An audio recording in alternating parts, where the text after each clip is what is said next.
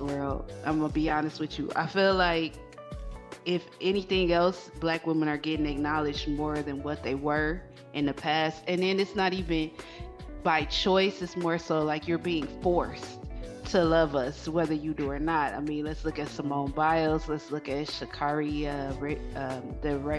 the runner. All of them are like doing great, and they're forcing you to love them, even though you tried to count them out, but you can't, you know? So Mm-hmm. I like it. Yay.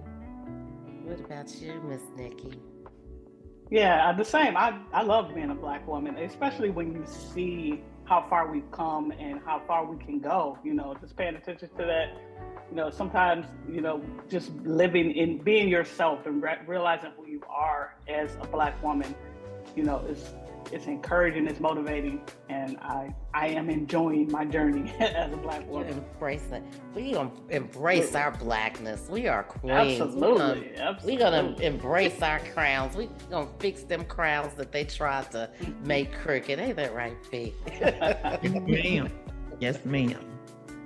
So I had a whole lot of thoughts. I didn't know which way I wanted to go with today's uh, episode, but then I got to thinking because I'm over the 50 line, and I said, you know what? Healthcare, going to the doctor and paying them co-pays is an extra bill the older that you get. Man. Do y'all agree with me? It's an extra bill. You know how you used Yes. to go once a year, but now if they find something or if they want to do some test or whatnot, it seems Yeah. like it's an extra bill every month. I wanted to dive in a little bit of healthcare, and then there's some things that I saw or was listening to, like the young lady that um, her doctor told her to abort her child because she wouldn't be able to carry it to full term, and she went to 3 or 4 different doctors. Finally got to a African American doctor, and they told her she has choices. So then it got me to thinking about my health care, my doctors, and do we ask for second opinions? Do we go and get second opinions, or we just take them at their word for our health? And how do you feel about your doctors today? I mean, I'm kind of, I'm in between. I have some good physicians, but if I had my preference, all of my doctors would be African Americans. I'm just gonna keep it real. I agree with you 100%. Like, I go out of my way to find black doctors. Like, that's my search.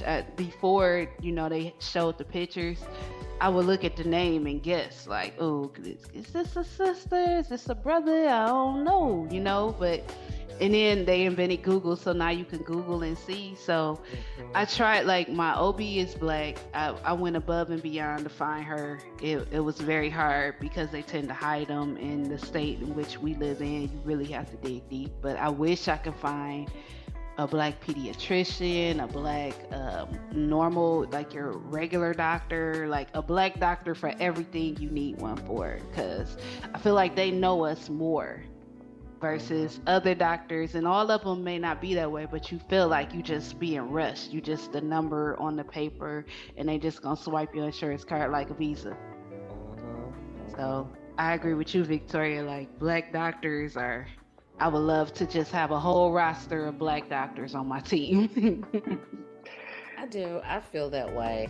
My I had threatened a heart attack about 2 years ago, and the third doctor that I got to was a black doctor. They were doing all these tests that I felt like was just running up my insurance and sending me to friends. And I finally got a hold of a black one, and he said, you know what? He said, get some rest. He said, take the summer off, get some rest. Your numbers were off the chart, but you got to think they've scared you up and had you going seeing so many different people doing so many different things. He said, my prescription to you is to get some rest. And I went back in, and my numbers were normal. And it got me to thinking, as well as at my church, they had a couple health fairs, and a couple doctors, African American doctors, come in and talk to us. at the church about knowing our numbers, about our blood pressure, being diabetics, all those things. And I found out a lot of valuable information. But like you said, Angel, they're not in certain states. They are hard to find, because when I tell you the congregation was bombarding these doctors trying to get on their list, they were already full. Mm-hmm. Mm-hmm. That's the biggest. That's the biggest thing now, is trying to find one that you can get into. And I know here, after the pandemic, it just became almost impossible to get an African American doctor. I will tell you my experience.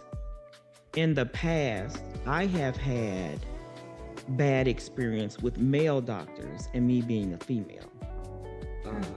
And it started with my primary care physician, way back when I had first got married the first time, fairly young.